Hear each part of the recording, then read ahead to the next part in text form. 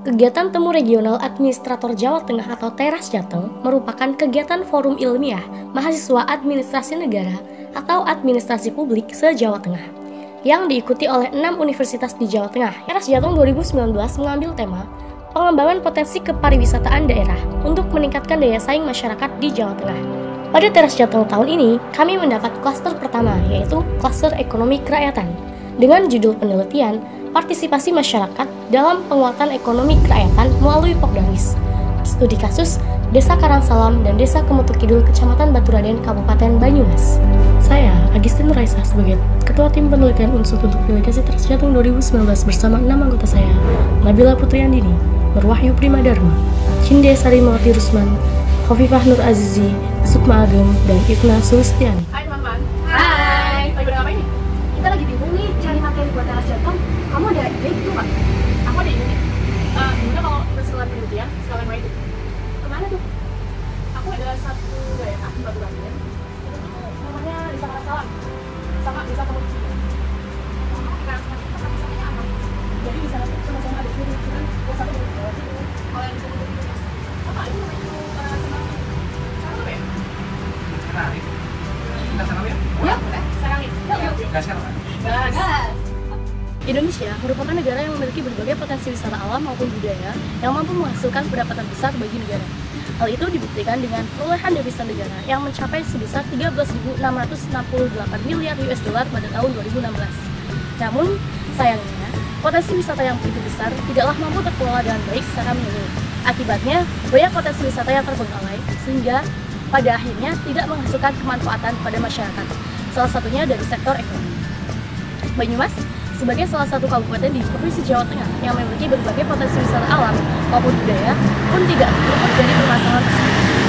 Kondisi tersebut mendorong masyarakat untuk melakukan pengelolaan potensi wisata secara mandiri melalui kegiatan Pokdaris.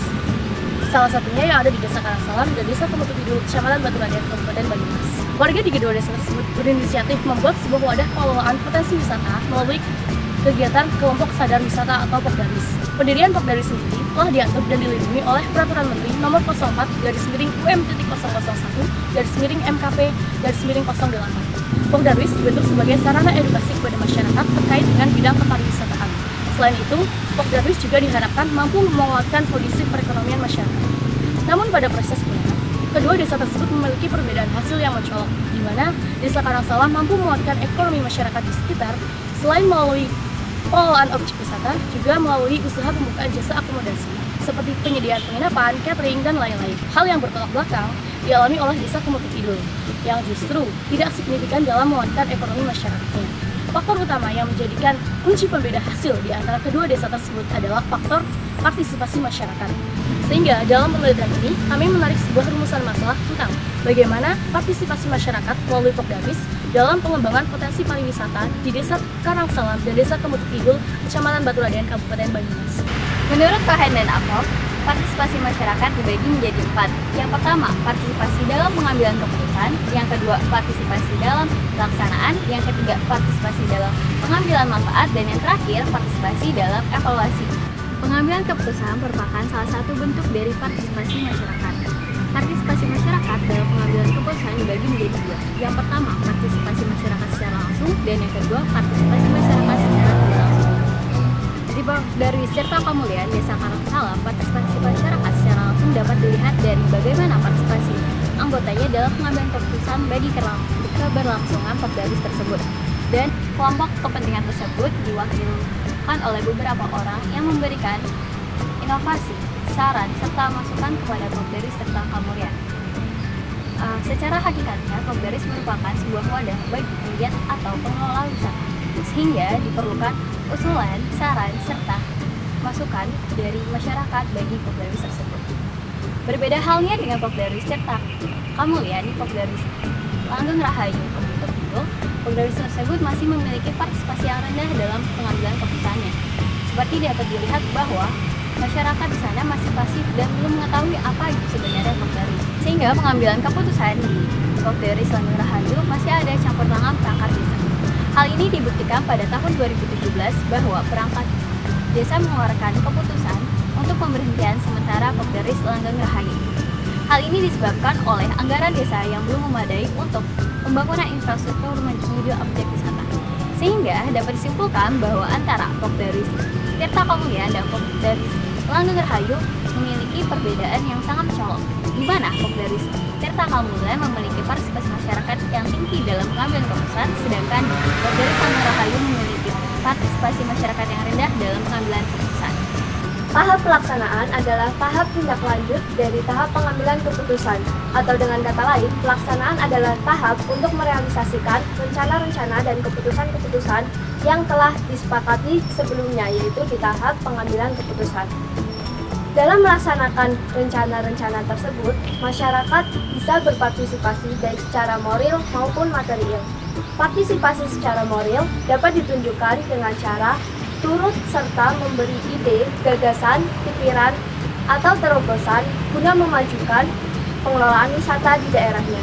Sedangkan partisipasi secara material dapat ditunjukkan dengan ikut serta melaksanakan program-program kerja tersebut. Di Desa Karangsalam, pada awalnya terdapat 60 orang yang menjadi sasaran sosialisasi untuk menjadi anggota Pokdarwis. Namun, seiring berjalannya waktu, hanya tersisa 30 orang yang aktif berpartisipasi dalam pengelolaan pariwisatanya. Langkah awal yang diambil oleh Pokdarwis tersebut adalah membuka akses ke objek wisata Curug Telu dengan secara gotong royong dan sukarela. Setelah dibukanya objek wisata Curug Telu dan mulai ramai pengunjung, masyarakat mulai berpartisipasi sebagai penyedia akomodasi seperti penyedia homestay, penyedia jasa layanan tour guide, membuka warung makan, membuka catering, dan mengelola kesenian calung sebagai wisata budayanya. Partisipasi masyarakat Desa Karangsalam dalam tahap pelaksanaan sudah tergolong baik karena masyarakat di sana sadar betul bahwa berhasil atau tidaknya pelaksanaan pariwisata di daerahnya sangat bergantung pada keikutsertaan mereka dalam mengelola usaha-usaha pariwisata. Sebaliknya, partisipasi masyarakat di Desa Kemutu Kidul tergolong pasif. Hal ini dikarenakan oleh beberapa faktor. Yang pertama, tidak berjalannya fungsi Pokdarwis sebagaimana mestinya.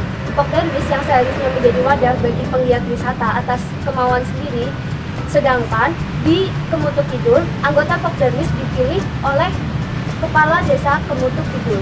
Faktor selanjutnya adalah karena pemerintah desa hanya membuat kepengurusan tanpa adanya pembimbingan secara intensif kepada Pokdarwis.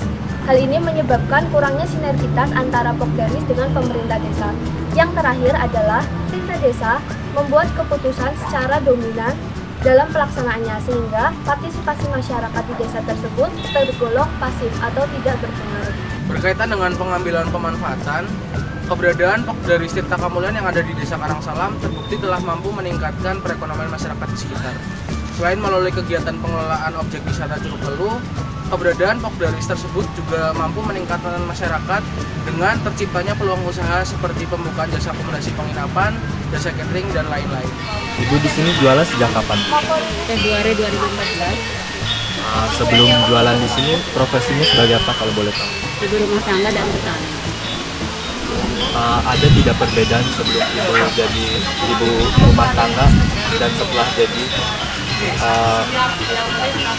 Kita berjualan di sini. ya setelah berjualan di sini ya ada tidak?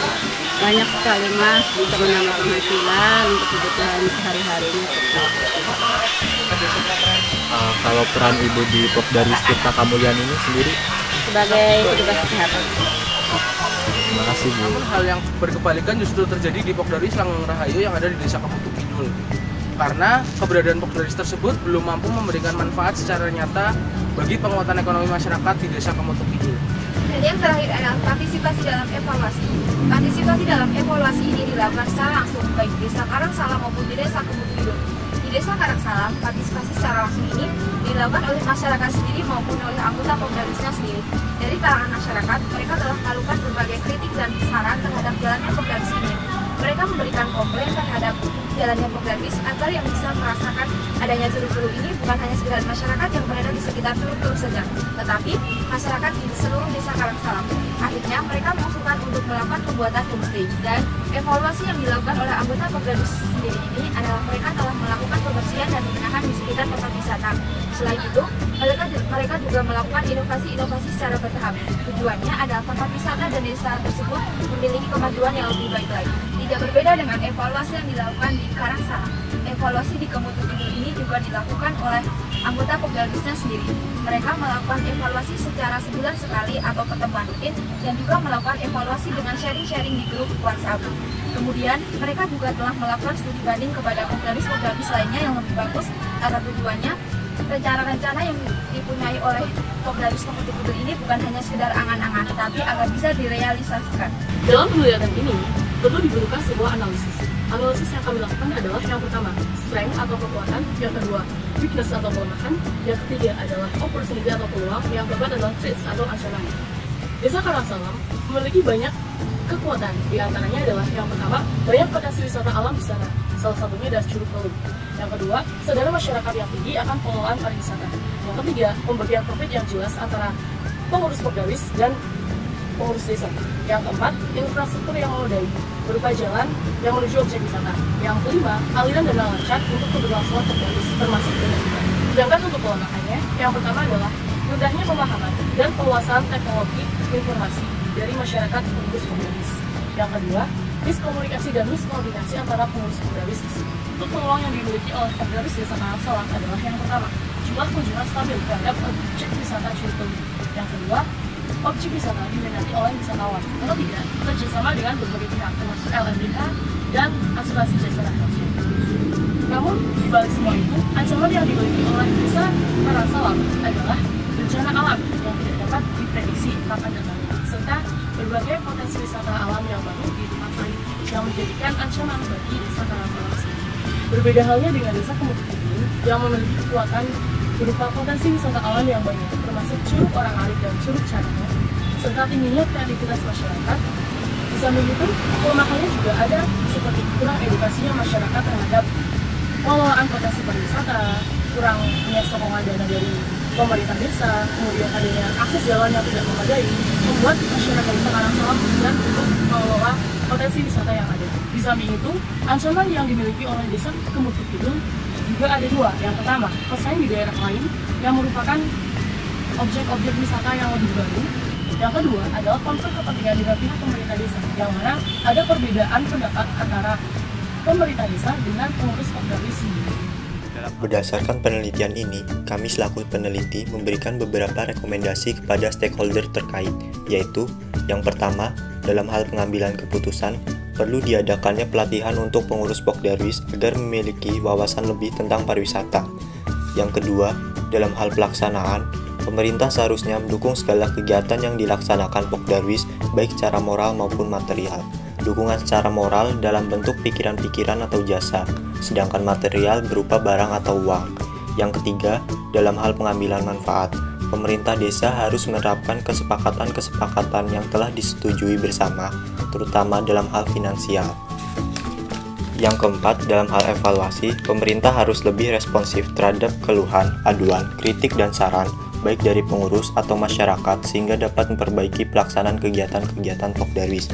Yang terakhir, pemerintah desa diharapkan terus memberikan pembinaan terhadap Pokdarwis agar semakin berkembang dan berkreativitas seluas-luasnya untuk menciptakan masyarakat yang mandiri secara ekonomi.